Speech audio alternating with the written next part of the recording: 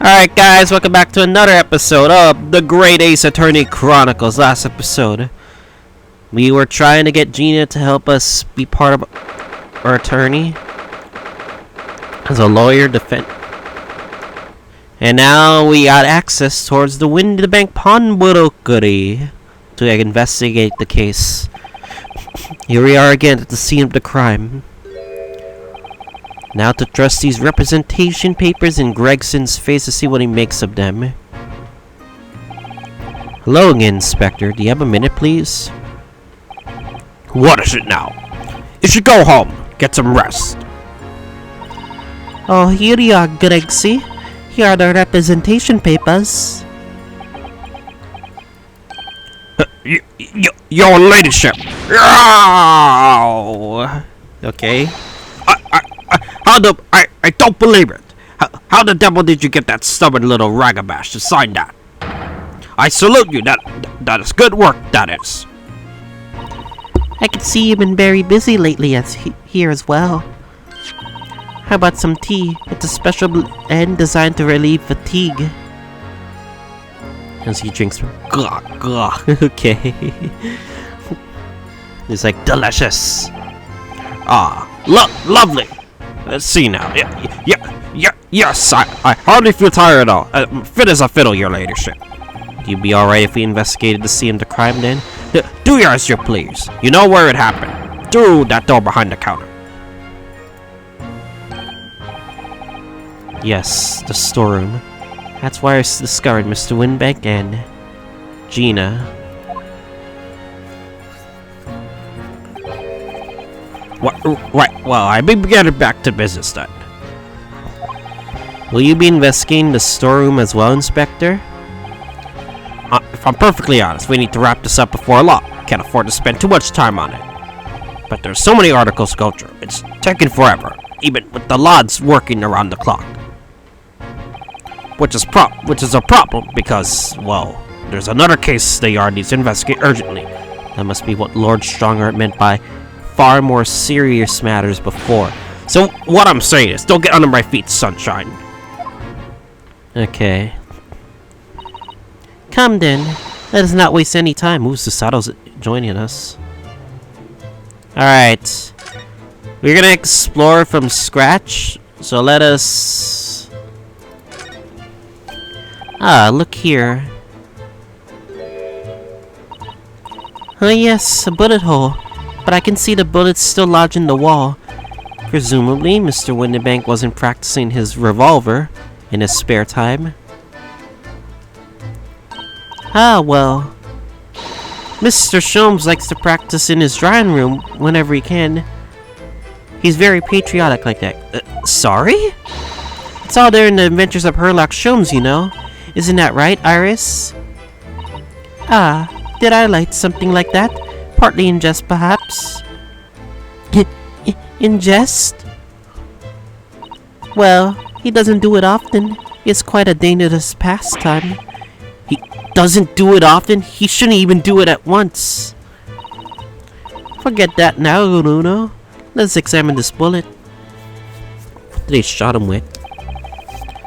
What is around the bullet hole? The blood. Is it blood? A suspicious red stain on the calendar. Aha, I may very well be able to help with that. What? There's nothing like the sight of blood. To get the blood pumping, is there, Bruno? I have a feeling it's not as bloody-minded as you, Iris. I'm afraid the sight of blood makes my blood run cold. Now there you have it, you see? When it comes to blood, we're all different types. Yes, what a scientific observation indeed. So you need this? Oh no, what is that scary looking thing? Hurley and I haven't come up with a name for it yet. But as soon as I see it in action, you'll understand what it does. Watch. Uh-oh.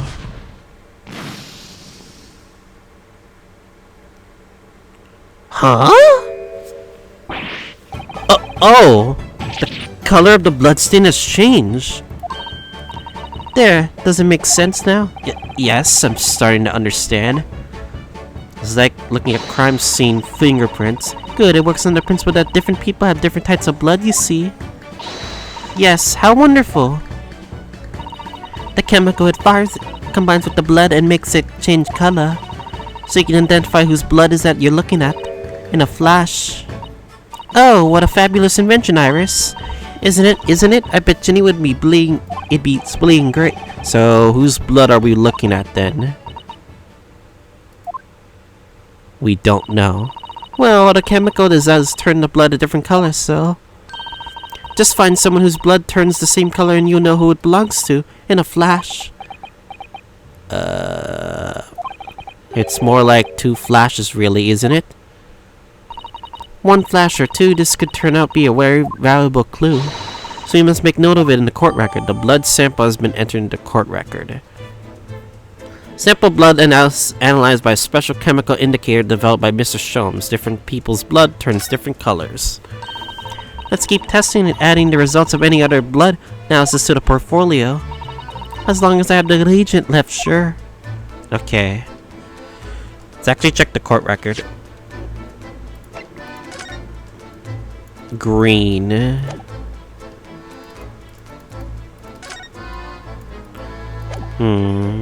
I'm guessing it's gonna update soon.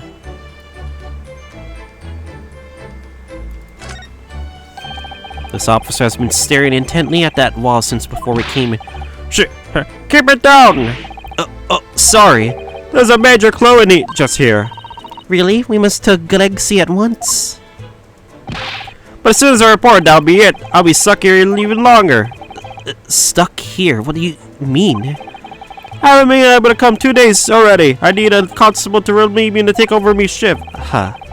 They really have a tough time. The British police. Or damn Scotland Yard. That doesn't stop us investigating though, does it? No, I suppose not.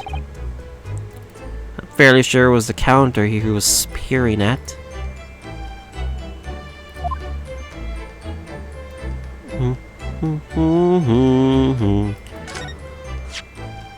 I'm fairly sure this contraption was here yesterday as well.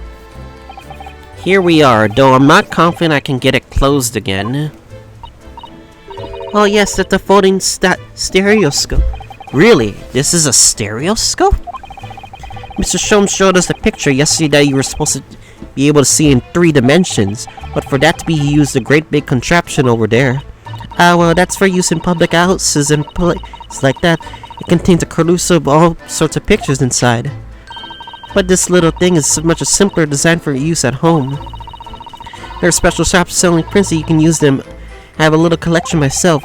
I wonder if I can make money out of these in Japan. It would beat keeping my toilets sparkling clean anyway. This is that strange contraption that lets you see pictures of things as if they're right in front of your very eyes. It makes you think. When Mr. Sholmes gleefully showed it to us yesterday, we were blissfully unaware that any of this was about to happen.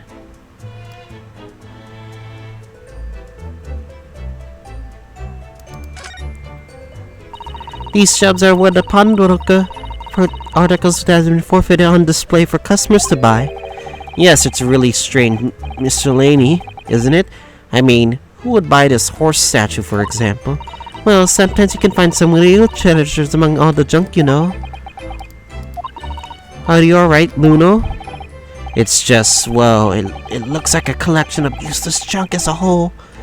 But when you pick out individual things, you can't help wishing you owned them, even that horse statue. That's exactly how the pawnbroker works. It's very clever. Okay. The disc machine?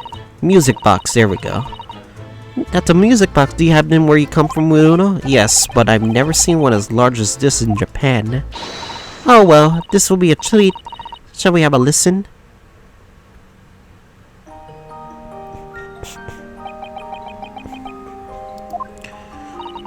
What do you think? Isn't it a pretty sound? It's a beautiful sound, yes, but it's a little hard to enjoy when all the policemen in the room are giving you fierce looks. Never mind that. If any of them say anything, I'll tell Greggsy to have the word. Iris Wilson, Superintendent of Scotland Yard. Scotland Yard bends the knee towards Iris Wilson.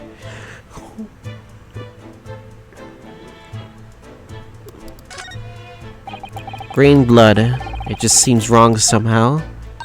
Oh, there are all sorts of different colors. They're pretty pinks and purples, you know. Like I said, everyone's blood is different. I wonder what color my blood would turn out, actually. I don't want to know. Okay.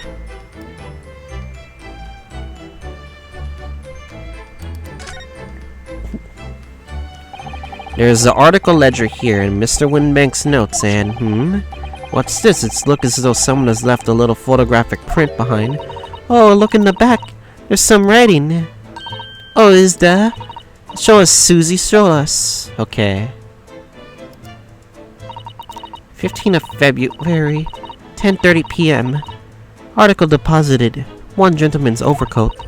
Loan amount paid, £1. Redemption deadline, 15th of April, 10:30 p.m.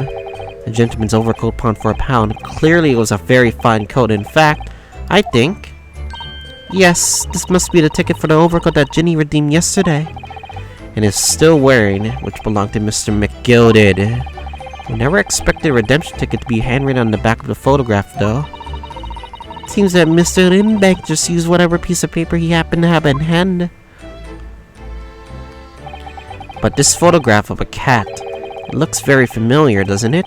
Sure, I've seen this exact same picture somewhere else recently. Oh, yes, you're right. Very recently. The same as the one Ginny gave us earlier. Of course, I was forgetting that she gave us that print. Well, what are we waiting for, Naruhodo? Get it out. Alright. Let the cogs turn.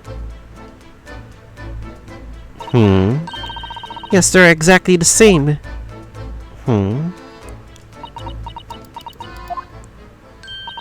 Hehe, I got it. These two photographs hide an amazing secret. Secret? What does she mean? You must tell Cyrus at once. Hehe, do you really want to know? Yes! Riddler, we need you to tell us all about this pair of photographs.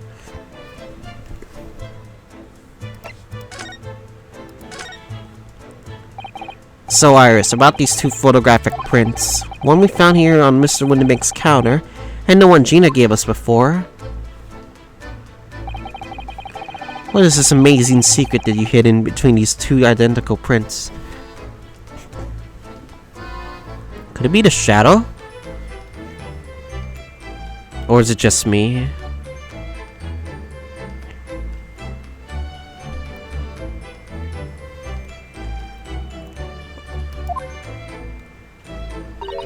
Actually, that's not quite right.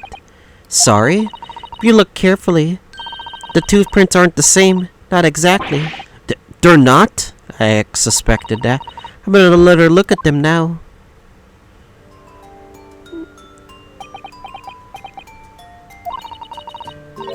You see they're slightly different from each other? I think so. It's very subtle though. But what's the reason for the subtle difference between the two prints?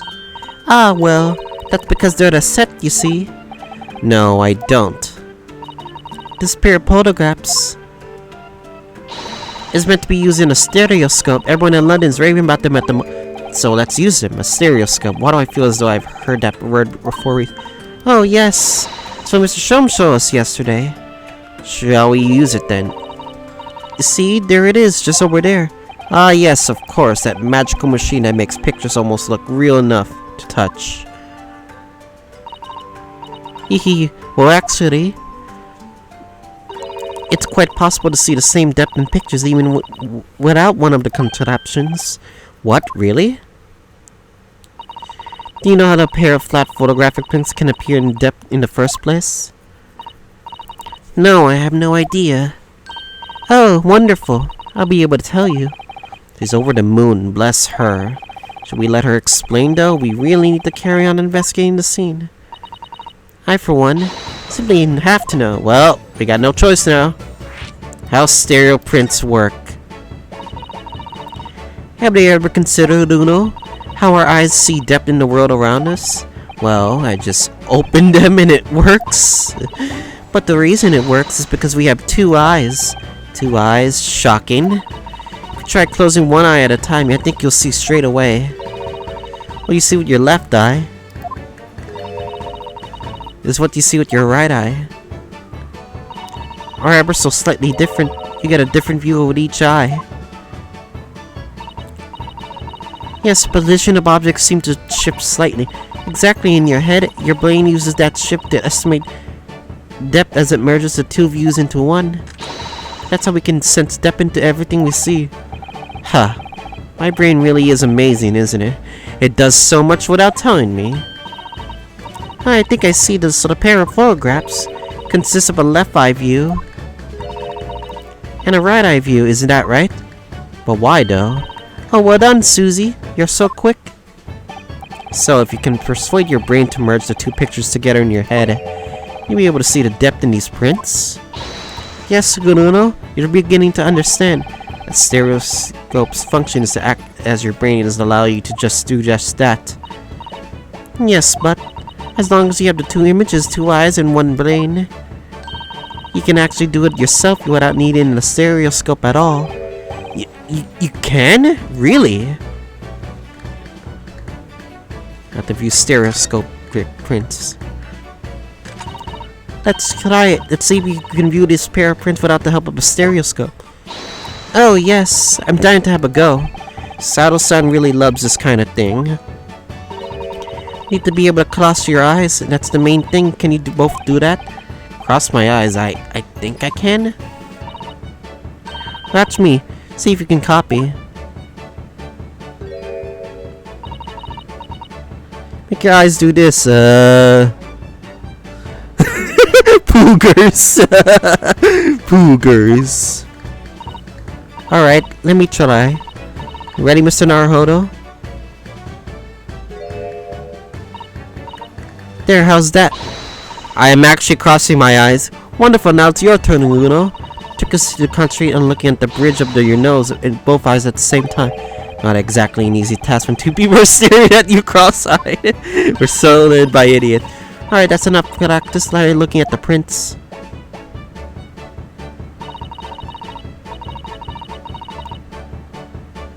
Start staring at 1 print and slowly cross your eyes.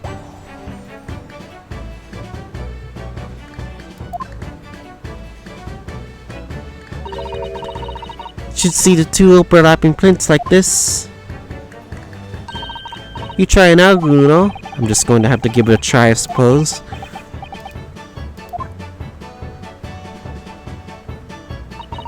Did a print split 2 images for you? Now the next step is to put the pair of prints side by side like this and then try crossing your eyes again. Since you're slowly merged together until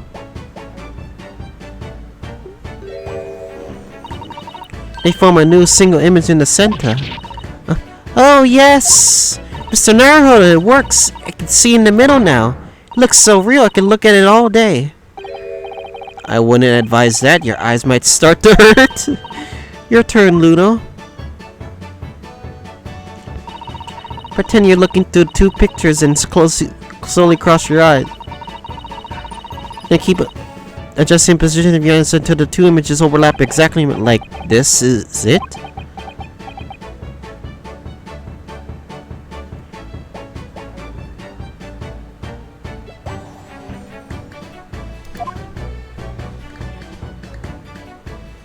Okay, I technically see it. There, you managed it, and so you know how stereoscopic images work. Well, I don't know who discovered it, but it really is quite extraordinary. Okay, now we got that poogers out of the way. So what do you think of these stereoscopic prints then, Uno? They're certainly amazing, but isn't it easy to get the knack of viewing them properly? No, some people find it easier than others. That's why contraptions like this exist for people who find it tricky. Oh, I recognize that. We saw one over there yesterday, didn't we? Yes, if I remember correctly, you press this little knob here. Then set the photographs in a stand in the back end. Still amazing, even though I know roughly how it works now. Well, London seems to agree with you. Stereoscopes are very popular at the moment. If you can find one of these folding contraptions in lots of households in the capital currently, if these little machines are also affordable, surely there's no need to go staring cross-eyed at pictures like you hate them. But it's much more satisfying to be able to see the effect with your own eyes. Well, I think so in any case. Stereoscopic pictures, I've never even heard of them until yesterday. Certainly learned a lot about them, but I wonder if it's knowledge that I'll ever actually need.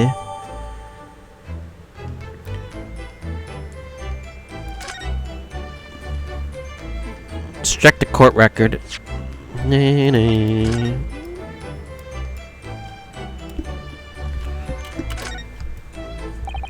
This is the ticket that Gina brought in here yesterday. Yes, having been entrusted by Mr. McGildy 2 months earlier, the article deposited one gentleman's overcoat, and the other redemption ticket was in the pocket of that coat. Yes, for a small box deposited 2 days before the omnibus incident. Could that have been anything to do with all this?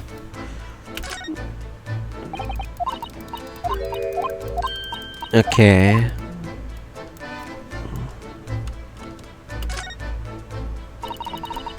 Senarhood, I don't know if you've noticed, but there's something rather troubling here. I have noticed. The red smear, you mean? Yes, it looks like blood, doesn't it? I wonder if Susato-san had picked up on that. Well, in that case, yes, we need Iris. Should show this to her before we forget. That's what looks like a bloody finger mark on it.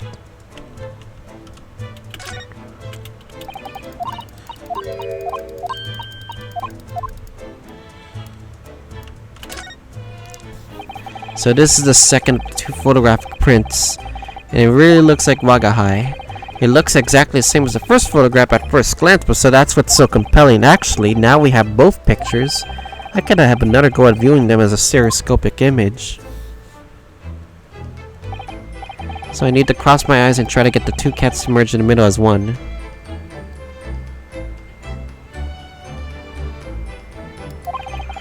Such a hard thing to do. Whoever thought of this in the first place must have spent a long time staring. Okay.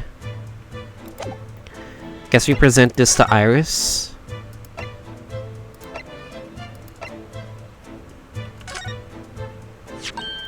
Oh, that looks like blood. I would say it's from a gloved finger. Almost certainly a glove made of leather. Well, don't worry, Yuno. You can leave it to the rest of me. Whose blood is it? Blue? Look at that. Yes, that's a color we haven't seen before, isn't it? We simply must add it to the porphyria blood samples. That would be an important clue. Although it would be nice to find out whose blood these are different colors correspond to at some point. Well, this particular stain of blood. Oh, you had an idea, haven't you? Do you know whose blood this is?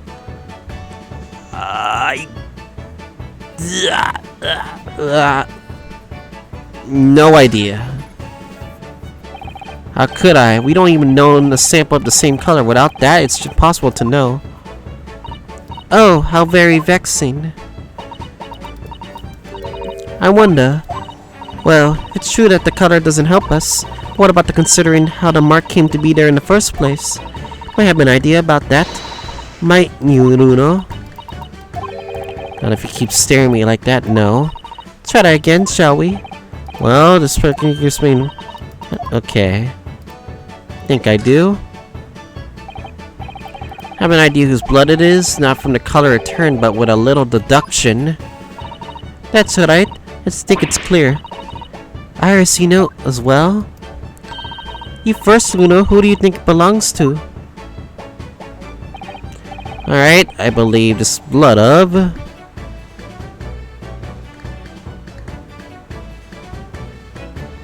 Dry-fired Mason.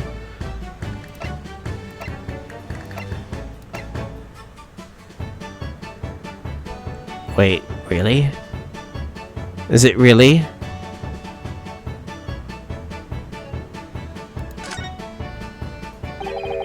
Thrice-fired Mason? You don't sound very sure of yourself the way you trailed off there. Well, it was 2 months ago now, that case. Of course, I never met the victim, so I'm struggling to remember his name. He was definitely thrice-fired. The victim of the omnibus case? Yes, his name was indeed Mr. Thrice-fired Mason. But that would mean that this bloodstain was left on this ticket 2 months ago. Yes, I think it was. Gina brought this ticket here to Winterbank. This would make the most sense.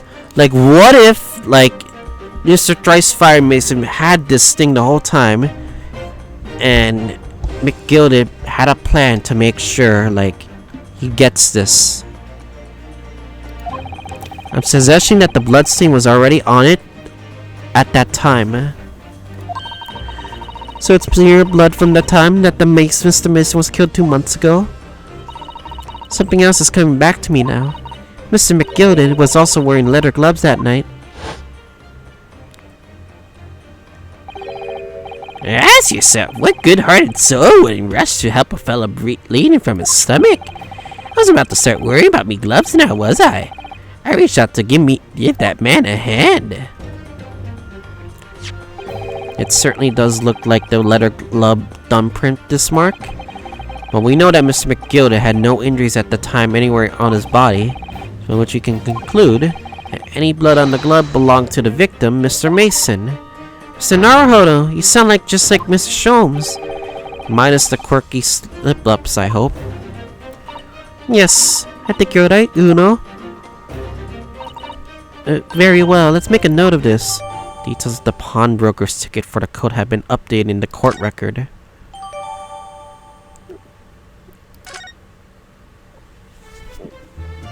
Okay, let's see here.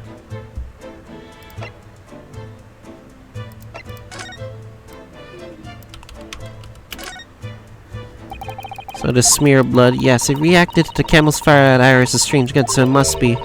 Look as though thumbprint from a hand in a leather glove. Sholmes wears leather's glove, doesn't he? He wears fingerless leather gloves though, fingerless. Oh dear, is someone a little upset?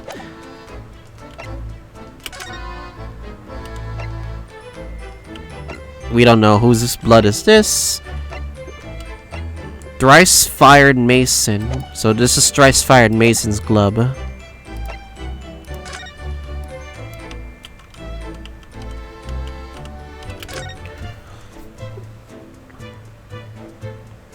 That ledger that's open on the counter there really is enormous, isn't it? It must be an awful lot of work to keep track of all these hundreds of items in It's too much to think about, better to sell it all than have a clear head if you ask me. But clearly Mr. Windermere was very careful when it came to the articles in his care.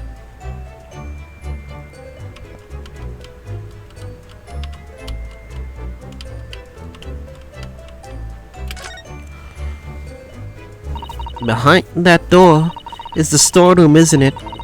That's what Galaxy said.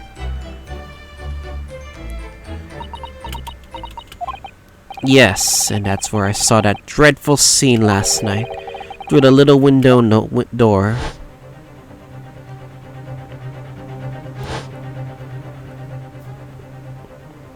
Damn. Fat man.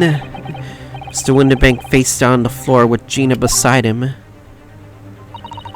As the accused legal representative, you have the right to as the accused legal representative, you have the right to examine the scene. Sir, we must make a thorough investigation. Yes, of course. And we will. Behind that door, that's the real scene of the crime. Don't worry, if there are clues in there, I'll find them. Okay. Let's move out. We could linger here a little longer, I think. Okay. We got a lot of exploring to do. 16 Maple Winterbank storeroom. Poor Iris. He's clammed up completely. Iris is bound to find this difficult. After all, Mr. Windbank's life was taken in this very room only last night.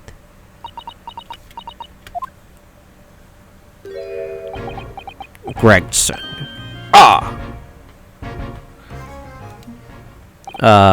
Wait, Inspector. What are you doing here?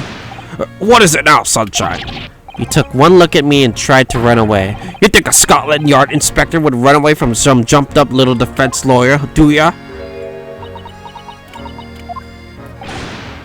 I just, whoa. I've never seen her ladyship looking like that before, is the thing. I didn't know what to say to her. So you weren't running away from me, you were running away from the 10-year-old. I'm afraid this is all a little much for young Iris. Some gentle reassurance might go a long way, perhaps, Inspector.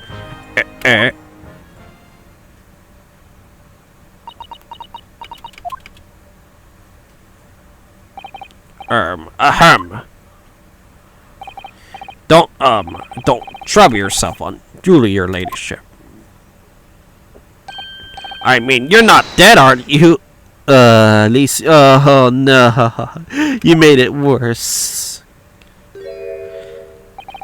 I don't think that went very well. Yeah, that certainly didn't went very well. Why? Look, I'm in the middle of an investigation, seriously. Told you not to get under my feet. And we have to investigate. Investigating to do ourselves? Yes. Hear more of what the socially inept inspector has to say. Oh, Hurley. And inquire into how Mr. Sholm's operation is going.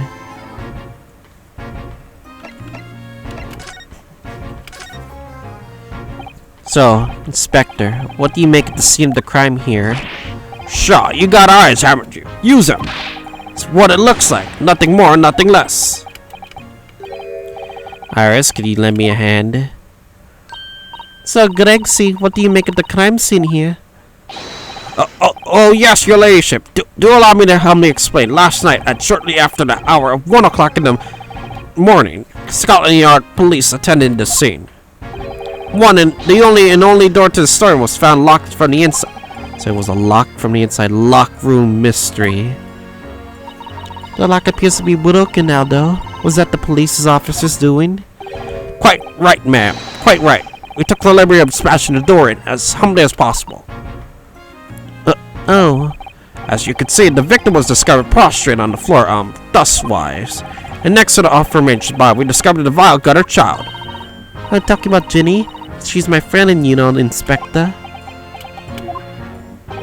Miss Lestrade, the hapless girl, was curled up on the floor, dead to the world. She's still alive, you know. Yes, when I saw her, she appeared to be unconscious, and I'm afraid to say she had the gun that was used in her hand. No. Dang it.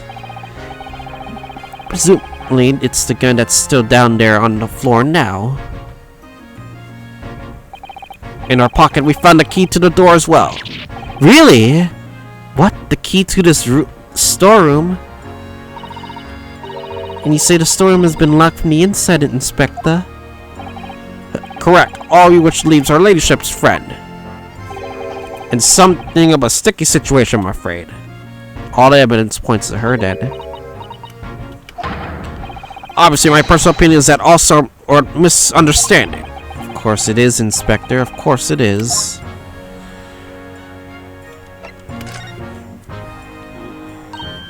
Gregsy, do you know about Hurley? His operation finished. Is Hurley alright? Is he?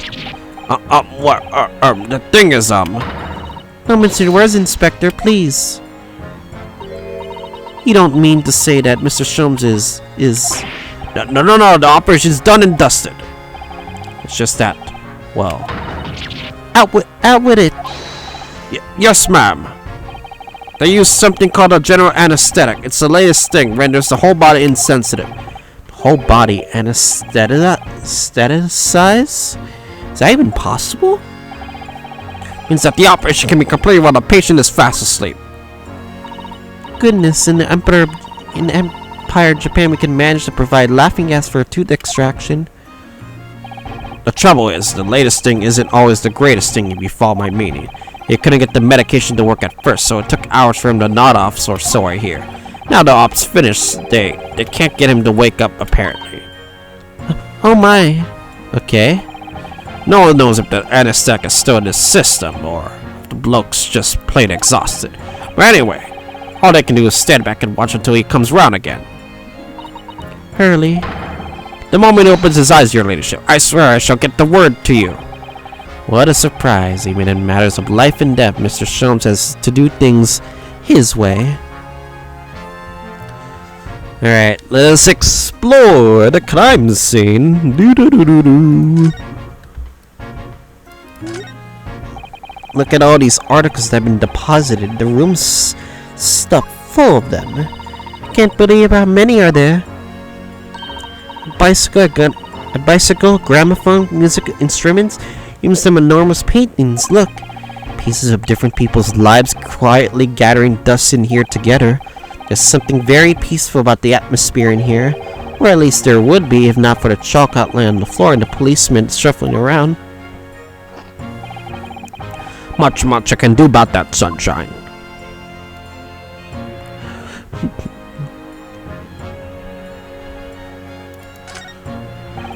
Out of all the articles in the storeroom, this is the only thing that shows any sign of being ransacked. Ah, what is it, Iris? That's the box found that my manuscript was being kept. Oh. Iris's unpublished story, The Hound of the Baskervilles. Surely that's not what all this. Sorry, Iris, if you ask me, he sold it without telling you. You must check inside the box at once. Yes. Okay. Ah. It was there, Iris' story, was it? Really? It was. Well, that's good news, isn't it, Iris? Yes. I mean, of course I believe Hurley when he said he deposited it here, but still, it's a relief to actually see it. Really? Because that's not a very well hidden frown. Iris's manuscript has been entered into the court record. Hound of the Baskervilles. Check the court record! Again! The Hound of the Baskervilles.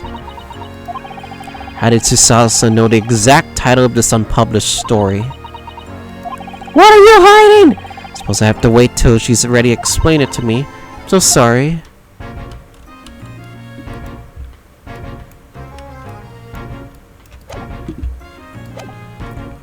Okay.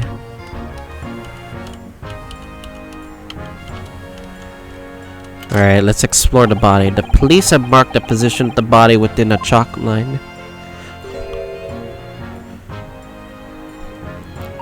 Poor Mr. Lindenbank. He was nice. He was a nice old man. Well, he was shot out just once through the heart. Most likely the fellow died instantly when I felt a thing.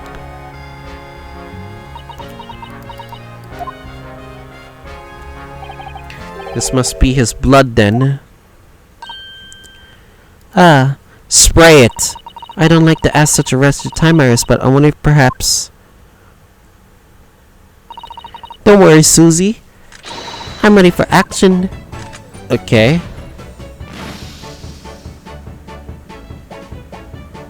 Blue? So now we know the color of the chemical turns when it reacts Mr. Winterbank's blood. It doesn't match our analysis of the blood stain we found in the main shop. No, but let's add this sample to the others we found collected already. Anyway. So it's another unknown blood. Iris? Don't worry, I'm alright. Oh, we must find the true culprit. Okay. Yes, absolutely. Dang it. No, I didn't mean to press it! Dang it!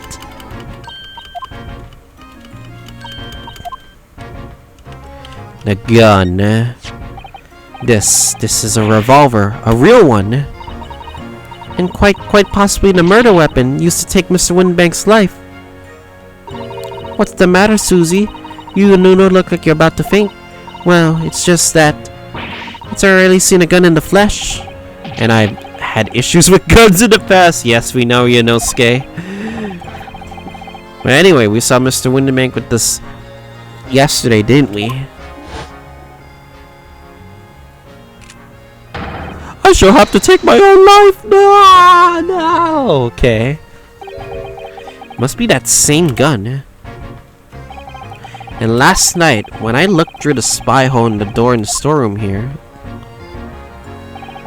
that was the same gun I saw in Gina's hand.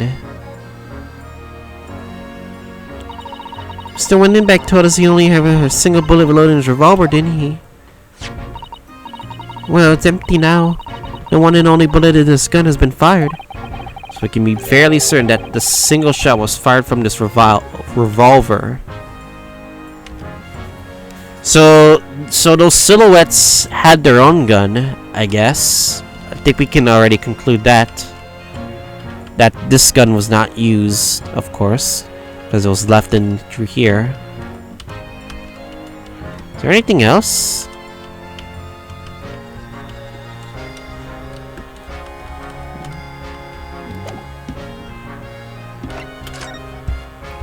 Okay.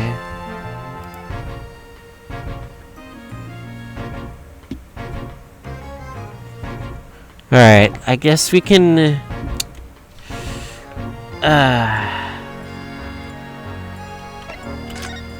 let me see the court record.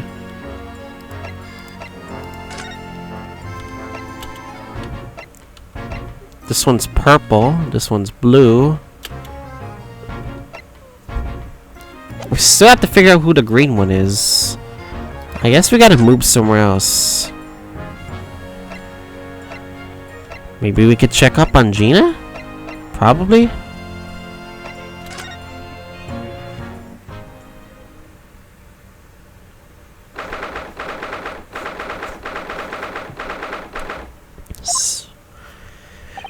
Gina doesn't appear to be here. I believe she must be in questioning at the moment. Oh, but wait a minute. What is it, Iris? Well, if you examine the scene here carefully, there's another possibility, isn't there? Jenny could have slipped the key from the jailer when he wasn't looking to escape. Oh my! Why would she do something like that? It would only make her situation worse. Calm down, Uno. It was only joking for her, of course. Oh. You had me worried there. I thought it was a great deduction. Yes, it must be your way with words, Iris. You're so wonderfully persuasive. Perhaps you don't fully understand the weight of your words carry. Oh dear, I'm sorry. I suppose I'm a lighthearted great detective is a contradiction in terms.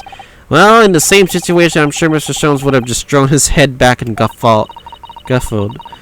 Whatever that word is. I'm not entirely sure that's helpful, Mr. Naruhodo. Well, anyway, it looks like we won't be able to talk to Gina for a while. Try to make progress for our investigation in the meantime. Yes, come along, Nuno. Come along, Susie. Dang it! What do we do? What do we do?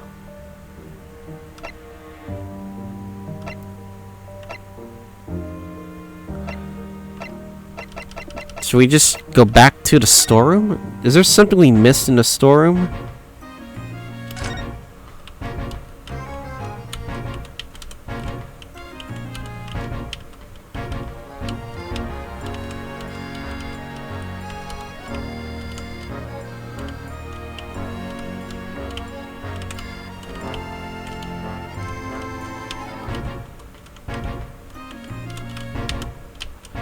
For fuck's sakes, what am I missing?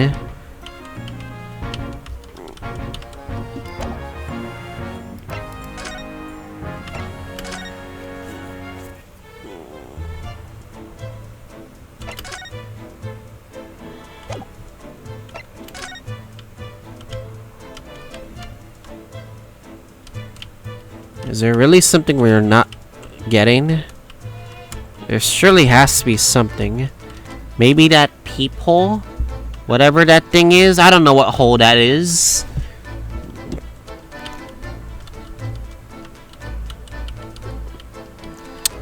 What else are we missing?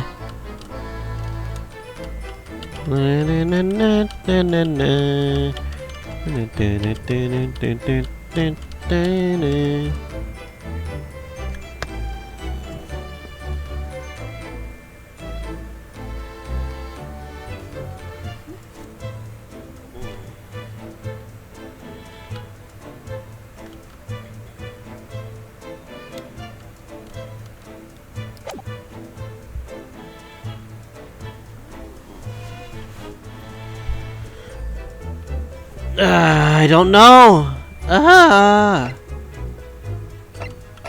Let me check court record then.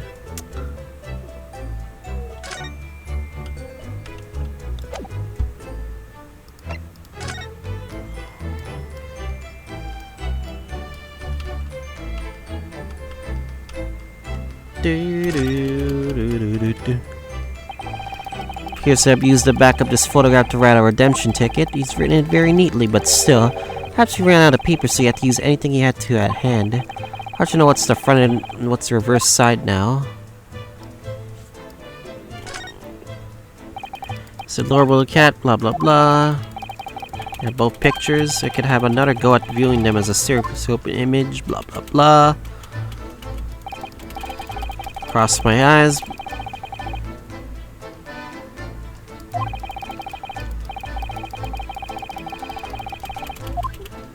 Okay.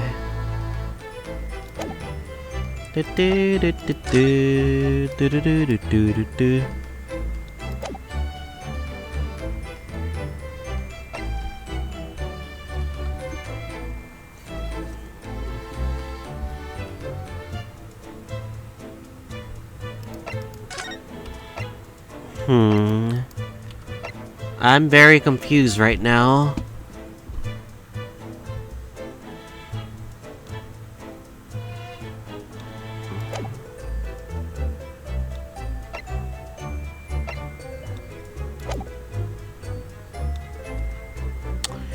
Maybe we could talk to Gregson about something. I don't know. Let's ask. Maybe we have to present Gregson with something. I don't know. It feels like we're missing something.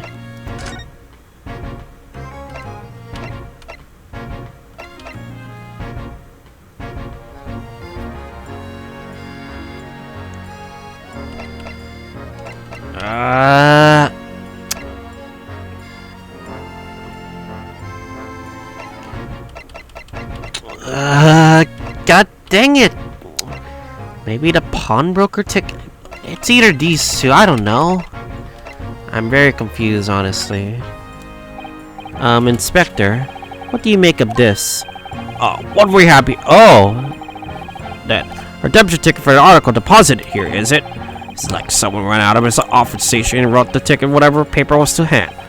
And this is the ticket for Mr. McGilded's overcoat, the one that little diver turned up with it yesterday. Oh, actually, no, it's not. Really? Think you know better than me, do ya? No, I didn't mean to, Who knows that, Greg? See, isn't it? It isn't the same ticket. Of course it is. Of course it is. I never doubted you, your ladyship. So, what's this all about then, if I might be so bold to ask? This is a second ticket. Second one? Seems that Mr. McGilded, in fact, had another article in storage here in the banks.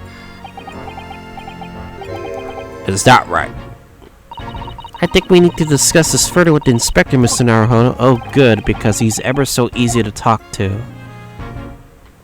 A second redemption ticket. This ticket was one of the pockets of Mr. McGilded's overcoat. You mean to tell me? Yes, there was more than just the music box disc, it seems. I should have insisted on the lads taking it back to the yard and examining it properly. Well, according to the details on this ticket, Mr. McGilded deposited another article here at Mr. Melinda Bank. Yes, I can see it in here. A small box, wasn't it? Do you have any idea where it is, Greggsy? Any idea at all? That our article belonged to Mr. McGilded. Could be an important clue.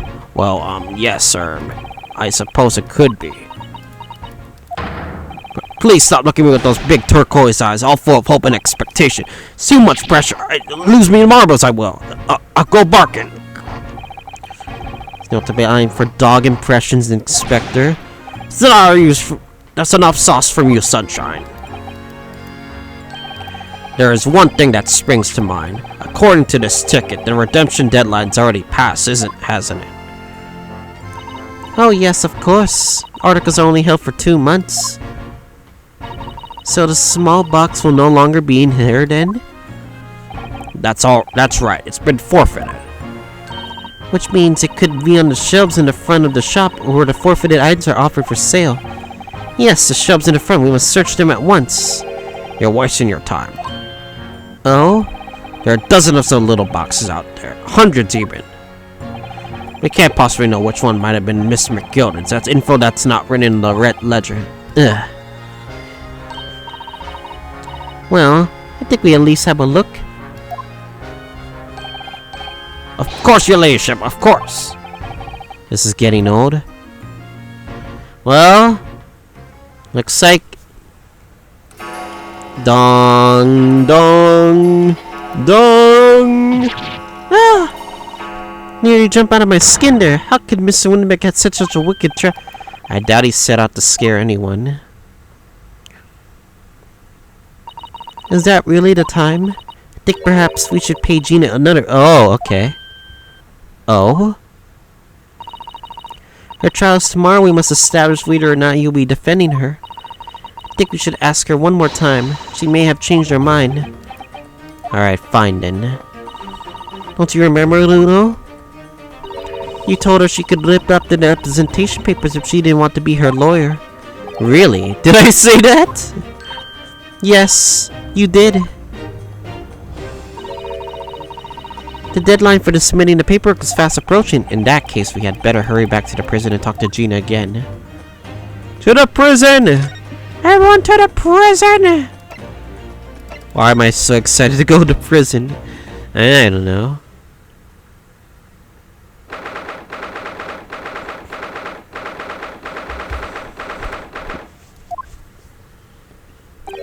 Ah, Gina, good. You're back. Ah. The police must have finished questioning her then. Oh, how was it, Ginny? Was it awful? Didn't bother me. Thank you for the papers you signed before. It meant that we were able to investigate Windenbeck's. Oh, right.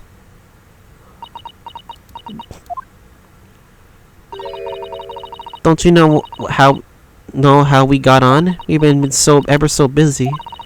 What's the point in asking? Won't change what's everyone saying that I did it. That's not... Gina, I came to ask you for your final decision. What decision? Not tomorrow's trial. Will you let me defend you? Or not?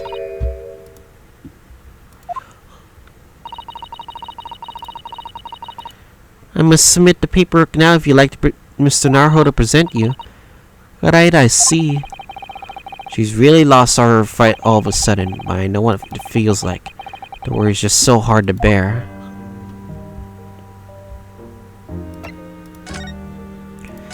What we uncovered.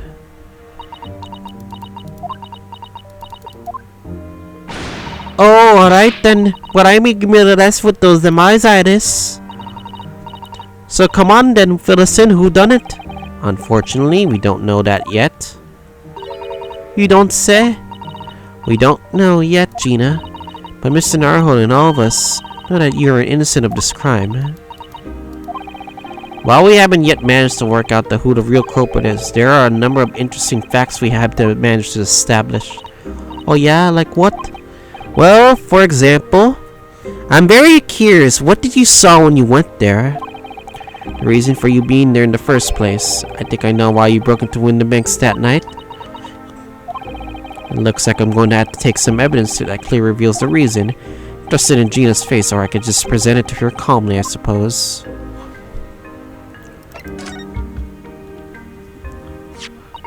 We've already have the representation papers and the other documents we need. All we have to do is hand them out to the court clerk. That is, if you allow me to represent you in court tomorrow. Nah, don't bother. Ginny, lipping up and chucking, would you? Them representation papers or whatever they're called. Just so ain't fancy enough to have him a bin. So what will you doing in court tomorrow? I'll be fine on me own. I don't think you will be. But look, it don't matter.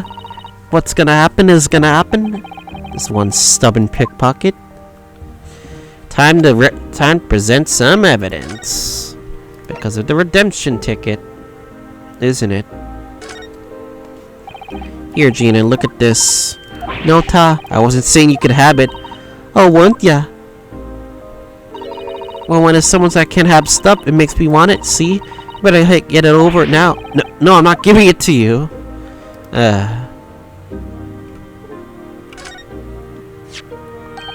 Do you see this pawnbroker's ticket, Gina? It's the one you took to Windybank, isn't it? One for that black overcoat you were wearing now. What that? I don't know. They all look the same to me, those tickets. Surely not. Well, this one has a very obvious mark on it.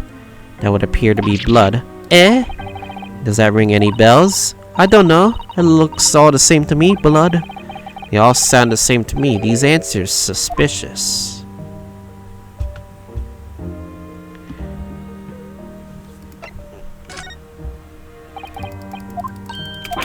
Dang it. Dang it, dang it, dang it, dang it, dang it, dang it, dang it. Can we talk? Can we please talk?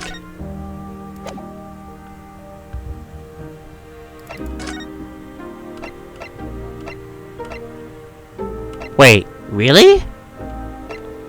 Am I really gonna present this? You were trying to look for the Baskerville story thingy? Found this in Mr. Windybank's storeroom. The manuscript of Iris's latest story. Alright, that's good then. Curiously, the storeroom of Windybank showed no sign of being ransacked for items of value or the like. With one exception, the box fell to house this manuscript. It was you, wasn't it, Gina? You broke open the box and contained the man. Oh, so you wanted to give this to Iris last night. You were determined to find out whether or not how the Baskervilles was really there. That's the reason you broke into the storeroom last night, isn't it? Why don't you tell us what happened, please? Iris's manuscript.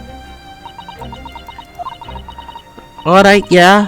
This basketball story is the latest Sholmes adventure, right? It ain't been printed yet, so I figured it's gotta be worth a fair pieces of silver, right? Oh yes, at least 5,000 pounds. What? So you intended to sell Iris's manuscript, did you? No, Ginny, how could you? Wait, no, hang on! Of course I weren't gonna sell it. All I wanted to do was find out if the manuscript, or whatever your color was really there or not. It's the only reason I was in the first place. For Iris's sake, isn't that right? We knew why you'd done it for the start, Gina. Of course we did. But, I know you wouldn't do anything mean like that, Ginny. I just knew it. Oh, we were bluffing. Well, when I saw the manuscript at the start, it reminded me of what you said the night before. Grown-ups do a lot worse than that, believe me. Barefaced liars, a lot of them. You ain't just realized it yet.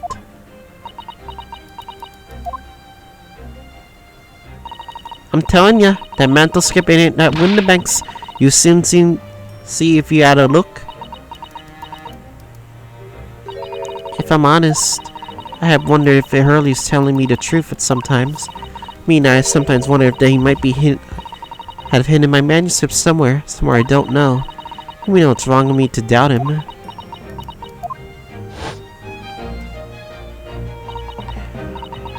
Well, Jenny, that was sweet of you. Okay. Alright. I'll tell you why I did it. Just stop looking at me with that, like that, Iris. Reason for breaking in. It weren't because of Iris. That's not why I did it. I just wanted to know the truth. That's all. You wanted to know if Mr. Sholmes was being honest, if he really deposited the manuscript into banks? It's like I told you the night before. I never had a father. But Iris' lot ain't like mine. She got her dad, only she can't see him. And I reckon that's gotta be harder. That's why she writes her stories.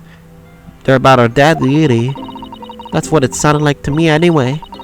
Last time I was listening to what you were saying. Stories about Daddy? You mean they're not the adventures of the great detective? As much as the adventures of a great detective and his trusty partner? Well, that's how I see it, yeah. You're so thoughtful and so kind, Ginny. Yes, we never thought any differently, did we? Look, we're gonna rest, will ya? I hate this clammy nonsense you hear. I hate it. I don't trust no one, right? That's how I work, because if you don't trust no one can let you down. So leave me alone. Go on, Scappa. Okay. I hadn't noticed until now, but it's unmistakable. Right there on both sleeves on the over... Oh. Blood. Are some very suspicious red stains. No! What are you looking at me like that? I think it might be worth presenting some other findings in that area to Gina. No way. Did you get hurt? I think we have to present this. Those stains on the sleeves of your new coat, Gina. They're blood, aren't they? Not that I know whose blood yet. What? Blood, Mr. Naruhodo? You don't appear to have any obvious wounds yourself, though. Could be that blood spatter from the Mr. Winmig when he was shot last night. Let's not beat around the bush. Let's not beat around the bush here. This trusty friend of mine will get results much faster than anything else. Take it easy, Aris. Don't move, Genie. I'm going to shoot. Gah! What's the color now? Oh no! It is Windenbank's blood. Oh. Oh my. What the? Forget the sleeves. The whole coat is covered in blood. Of course. That carbon fact was masking the stains. That's why we haven't seen them until now. And the blood has reacted with the chemical to turn into a purple color, which matches one of the samples we collected perfectly. Oh, no. You have got to be kidding me. You have got to be kidding me. Wait, thrice-fired Mason? No way! No way! So it's old blood. Yes, now let's see who had the purple blood. Aha, yes, it was the brickmaker, Mr. Mason, a victim of the murder case 2 months ago. I knew it. What are you on? Okay. I thought it was Windenbanks, but I guess it really was thrice-fired Mason. What are you on about? The victim? What do you mean? It's a rather uncomfortable situation, Mr. Narho, but I think this makes things quite clear. And that the omnibus case is finally solved. The truth about who really murdered the brickmaker, Mr. Mason, is revealed. Or would someone explain what's going on? Stop telling me off a story.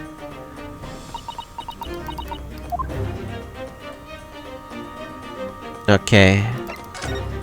The truth of the omnibus case. I can see now that the victim's blood is all over Mr. McGilded's overcoat. In the trial 2 months ago, the defendant said that this is innocent. Wait a second. Is that his overcoat? No way.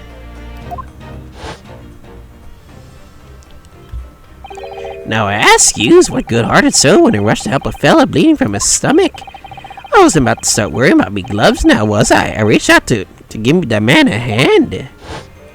You took his coat. That's his coat. If you look at this overcoat now, it's clear. These stains could have arisen from Mr. McGill trying to pull the victim to his feet. Now, if that's really what happened, the blood would have splashed all over the front of the coat.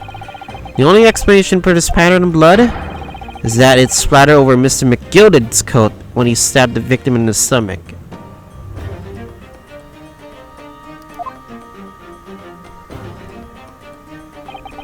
I've tried to run from the truth for long enough. but there's no escaping it now. The true culprit in that case, Mr. Mason's killer, Magnus McGilded. Well, it was pretty obvious it was probably him. I guess it's the real evidence that proves it. That's why he was trying to sell this coat. Mr. Naruhodo, that horrible case is solved at last. And I helped that white mock free from that No! I wanted to pursue the case further. And yet, the game wouldn't let me. At all. Which is pretty ridiculous. I wanted to pursue the case much further. The game refused to let me, which made me very pissed off there. I used all that twisted testimony and sham evidence to prove his innocence. How could I let that happen? Ununo, did you believe him though? Do you believe Mr. Gilda was innocent? I believed. Or rather, I think I was trying to believe. I wanted to. Because believing you're true, those who represent you in court is a defense lawyer's greatest weapon. A weapon.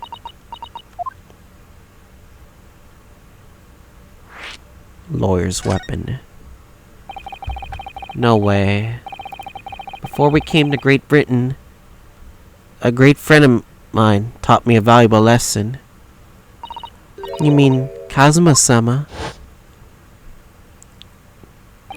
Listen, Ryunosuke. We lawyers are only human. We can't know for sure what is the truth and what is a lie. Which is why we must resort to our primary weapon. An unwavering belief in our clients. That's all we really have. Unwavering belief? Only when we truly believe in our clients tell us. We fight with everything we have for their cause. In any battle, there can be no victory without faith. So I believe you, unwaveringly. Kazuma-sama. Hehe. What's funny, Gina? Of course, sounds like the Empire of Japan you come from. Everyone must be soft. Well, come on. Look at the mess it's got you into, believing that bug trotter. Yes, I inadvertently helped the murderer walk free. Well, at least you learned your lesson now, eh? Believing people's never worth it. Someone who always stabs you in the back in the end. As soon as you let your guard down, you've had it.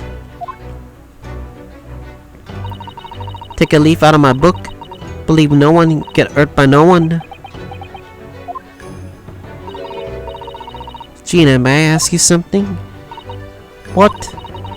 I just like to make absolutely sure. What would you like us to do with all these representation papers for tomorrow's trial? How many times do I have to say it? Whip it up and chuck them away? Are you really sure that's what you want? I bet that's what he wants and all. I'm a believer lawyer over there. And don't forget it was me that 2 months ago I led everyone in the garden path, didn't I? And you're telling me you can believe in me after that? Not likely. Well, Mr. Naruhodo, a lawyer's primary weapon is an unwavering belief in his clients. Ultimately, it comes down to whether or not I feel I can trust Gina after everything that's happened. I trust her! Gina, let me say it again. Please allow me to represent you in tomorrow's trial. Eh? All you half-baked? Not at all. You not once admitted to committing the crime, have you? What's more, I believe that you're telling me the truth. Seriously, Mr. Naruhodo? Didn't you hear what I said before? I'm a born liar, fibs, and just tipped me off the tongue. I'm just a diver, don't forget. I pulled the wool over your eyes 2 months ago and it got you all such a trouble. Why would you ever trust me now? I just don't get it. Gina, I do understand why you chose not to put your trust in others. But I assure you, there's more to this life than you realize. What do you mean? The world we live in is full of people you would do very well to trust. People who won't never let you down. Eh? It's true that I'm just a student of law and I'm certainly lacking in courtroom experience, but I can promise you this. Whatever happens, and until my very last breath, I am completely on your side.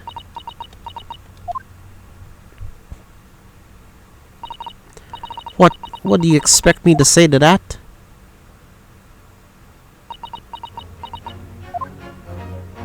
She's crying. Then it's decided. I will take these papers now and carry out the necessary preparations for tomorrow's trial. It would be a shame to throw them away after now it's penned with your name so beautifully. Do what you like.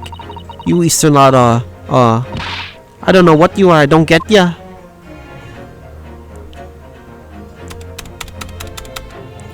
Think we have ourselves settled now. Gina's taking herself off to the back of her cell. She never admitted, but I hope she's feeling relieved. That turned out right in the end, I think.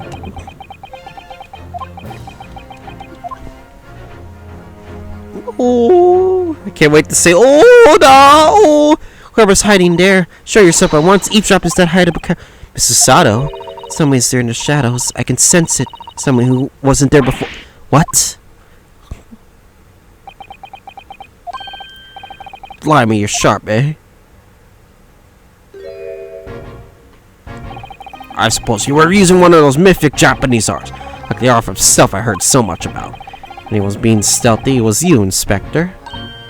Good egg, see. Oh, dear me, I'm most terribly sorry, Your Ladyship. I didn't mean to sorrow you. How can you be listening to our conversation? Listening? No. I just got word that there were some visitors who were refusing to leave even though it was after hours. I assure you, Your Ladyship, I just only arrived this very minute, not a moment earlier. That's all it is, nothing untoward, nothing at all. After hours, isn't that late already? So then, I humbly excuse myself now, Your Ladyship. Ta-ta, toodaloo, cheerio, all the best, bye-bye and bye. That's a lot of farewells and not one of them appropriate for Her Ladyship. Oh, I wanted to have a chat. I'm terribly sorry, but time is pressing at the minute. Oh, I see. That's a shame. I don't get this emergency at the Supreme Court dealt with your sharpest. Lord Strongheart will, Emergency? Lord Strongheart? Nothing, forget what I said, anything. Anyway, I'm off. Alright, Grixie, if you have to, but let's chat soon. Lord, I can't wait, if you please, my pleasure.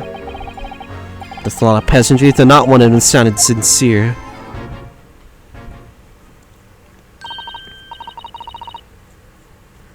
Greg Cecil's funny, he says a lot of silly things. It's certainly entertaining to see an inspector of the police fawning over a 10-year-old girl. But anyway, I wonder what this emergency is at the Supreme Court. I must attend the court's clerk's office now before it closes. Yes, of course, thank you, Mr. Sato. Kindly escort Iris home now, Mr. Naro. I shall meet you there later. Looks like we are going back home, I guess. And so our investigation came to an end. Sato-san went to file the unnecessary papers for my defense of Gina the following day, and then it hit me. I could no longer suppress the wretched feeling that had been gnawing at away my insides. Tomorrow, Susato-san will be leaving Britain and making her way back to Japan. We're back at the Naruhodo Legal Consultancy. Naruhodo-san, it's been a very trying day, hasn't it? I do hope you're not too exhausted. About you, Susato-san, today has been even more trying for you, I'm sure. Sholmes was shot before our eyes, Gina was arrested, all on the back of the news that her father has fallen ill and must return to Japan at once. Hope your father recovers soon. Thank you for your kind words. I wonder why it is that so many thoughts rage in my head like a storm, and yet I seem unable to find the words to express any of them. I know exactly what you mean. Anyway, I have one final task to complete as your judicial assistant. Once that is done, I shall make preparations for my departure tomorrow. One final task? Going back to Japan. Just 2 months since we arrived in London, but we managed to establish this office. It's finally feeling as though we were setting in. I would be lying if I said I felt no regret. I'm so sorry, Susato-san. It's just so sudden. I really don't know what to think. I had no time to gather my thoughts. I know we've only been here a short time, but in my limited experience of the courtroom, I feel I've learned something. And what would that be? It seems to me there are many facets to people's personalities. Facets? And like a jewel, the light plays off them like a complex patterns, illuminating their actions and their motives. We only see a small number of total facets, and what is illuminating only a part of the whole story. What lies in the shadows? What do these facets we cannot see look like? Perhaps there are some parts we never lay eyes on for as long as we live. That's so true. Sometimes I feel as though I'm blind to so much, but I keep hoping that one day it will become all clear, that all the facets will be illuminated, and I finally understand how everything fits together. Naruhodo-san, I suppose that's what matters, is that we keep our eyes open and keep moving forward, even if the way sometimes it seems dark. It's amazing to think that it's been only 2 months. You've grown so much. Sorry, what? Oh no, it was nothing. Unimportant. Tomorrow's departure. Do you know what time you will leave London in the morning? Yes, I picked up my ticket earlier. I should be leaving here at 4 a.m. I see. Well, I'll escort you to the station. Absolutely not. Sorry. I'm sure you realize I couldn't let you possibly do that. You have a very important day ahead of you tomorrow. Gina's trial. Yes, I know, but every word you utter will have the potential to determine Gina's fate. You must get as much rest as possible. Even though, like me, I'm sure you'll find it hard to sleep. But please, for me, do try. One final task. You mentioned one final task a moment ago. What did you mean? Oh my, I nearly forgot. Please, I want you to have this. What is that? Some huge bundle of documents? It's my notes from the case 2 months ago. Murder was committed on the omnibus. McGilded case. Seems that this case of Mr. Winmake's murder is in which Gina's accused. Pretty much tied up with that omnibus case in which ways that are not completely apparent. Took delivery of consulting my writings about the case for you. With everything else she's had to think about, Susato-san still managed to do this, and all neatly laid out for me in her beautiful handwriting. It was my pleasure. I can only hope that it will be bolster your case tomorrow for Gina. Thank you so much, Susato-san. I will do my best to use it very wisely. You really are the best judicial assistant in the world. Well, that's extremely flattering. But I'm sorry to say that I've been a complete failure. Sorry, but I didn't catch what you said there.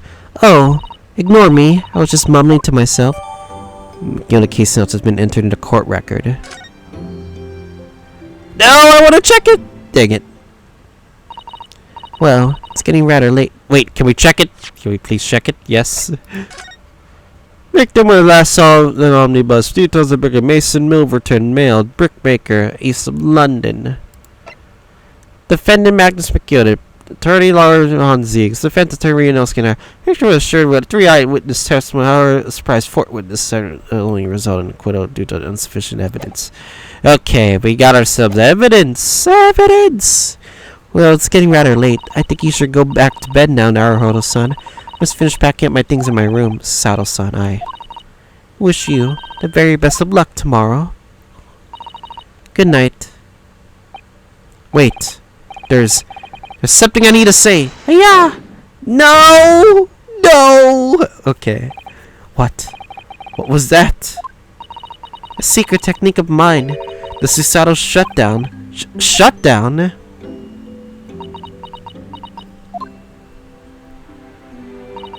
Please, I implore you.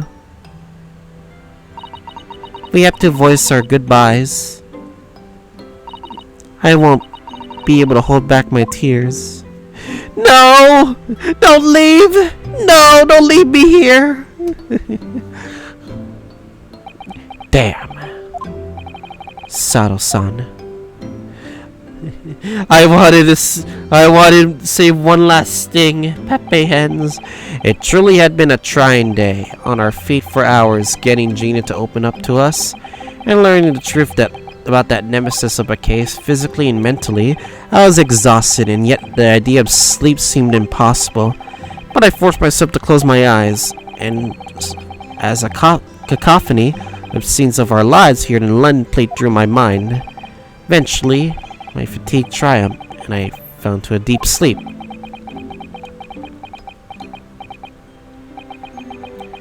And I guess we passed out.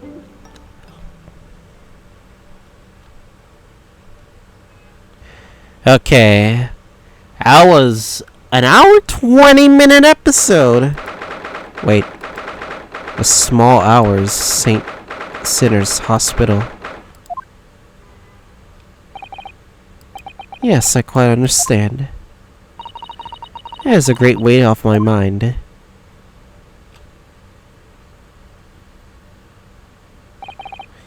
Rest assured, I shall put everything in place exactly as we discussed. Thank you so much. It has been an honor and a pleasure to be acquainted with you, Mr. Sholmes. Huh? On the contrary, the pleasure has been mine. I bid you farewell, and Godspeed. My dear madam.